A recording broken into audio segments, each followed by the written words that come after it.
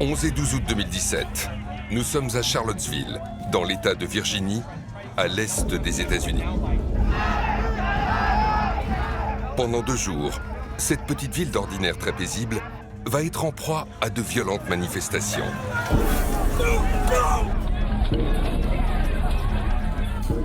Elles opposent d'un côté plusieurs centaines de militants antiracistes et de l'autre, une horde de suprémacistes blancs venus pour protester. On voulait tous y aller. Peu importe le groupe de suprémacistes blancs auquel on appartenait, il fallait qu'on soit le plus nombreux possible. Le mot d'ordre, quand on s'est rendu à Charlottesville, c'était un truc du genre « on va reprendre le contrôle de notre pays et sauver notre héritage ».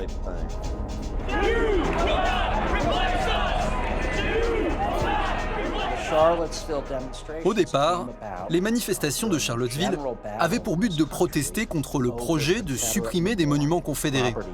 Il y avait notamment toute une polémique autour du déboulonnage d'une statue de Robert E. Lee, qui était le plus célèbre des généraux de l'armée sudiste.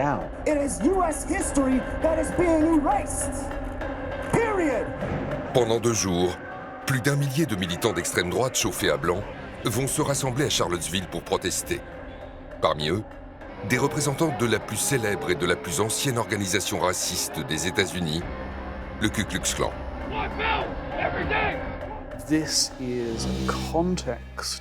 C'était un contexte très particulier où l'on a pu découvrir les images de ces hommes du Ku Klux Klan défilant côte à côte avec des néo-confédérés, des néo-nazis ou encore des skinheads. Tout d'un coup, le grand public a pris conscience du retour en force des suprémacistes blancs aux États-Unis.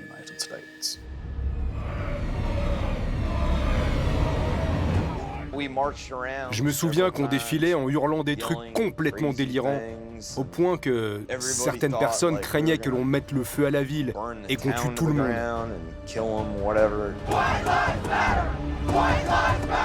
Et hélas, les craintes des militants antiracistes vont se confirmer. Le 12 août, les émeutes de Charlottesville tournent au drame. Durant ces quelques jours, Charlottesville est devenu un véritable champ de bataille. La police a été lamentable. Ils étaient incapables de séparer les gens, incapables d'empêcher les suprémacistes blancs de frapper violemment tous leurs opposants. Résultat des courses, les rues de la ville sont devenues une zone de non-droit, où les militants racistes et antiracistes se sont affrontés dans le chaos le plus total. À la fin, un jeune néo-nazi a carrément foncé dans la foule avec une voiture bélier. Il a tué une jeune femme, Heather Heyer, et blessé une vingtaine d'autres personnes.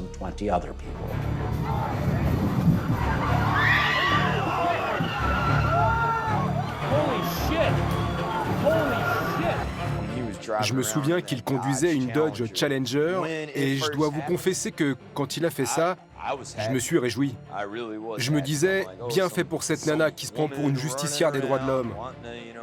Tu n'as qu'à pas jouer dans les rues, ma fille. Il y a des voitures et si tu ne fais pas attention, il peut t'arriver des bricoles. Aujourd'hui, avec le recul, quand je repense au meurtre de cette personne innocente, ça me donne des frissons.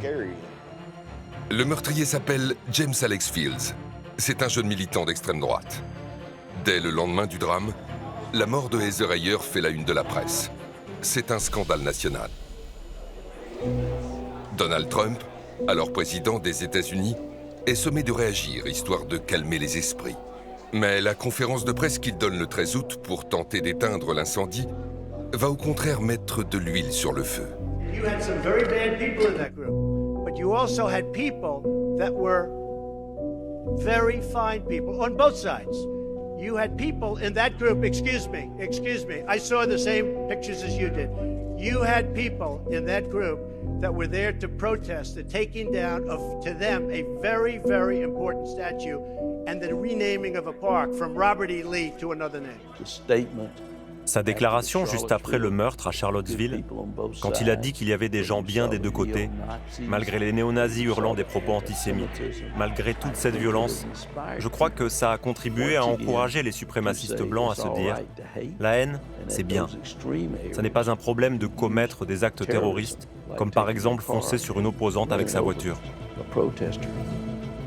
There were people in that rally that were there to innocently protest and very legally protest because, you know, I don't know if you know, they had a permit. The other group didn't have a permanent. So I only tell you this. There was a group on this side, you can call them the left, you've just called them the left, that came violently attacking the other group. So you can say what you want, but that's the way it is. L'évidente bienveillance de Trump à l'égard des violences commises par les activistes d'extrême droite était pour eux comme un feu vert donné par le président des États-Unis en personne pour continuer de mener leur combat politique en employant ce genre de méthodes ultra-violentes. D'une certaine manière, Trump a approuvé ce qui s'est passé à Charlottesville, en mettant tout le monde au même niveau, et en faisant comme s'il ignorait le fait que c'est justement le meurtre d'une femme qui a attisé la violence.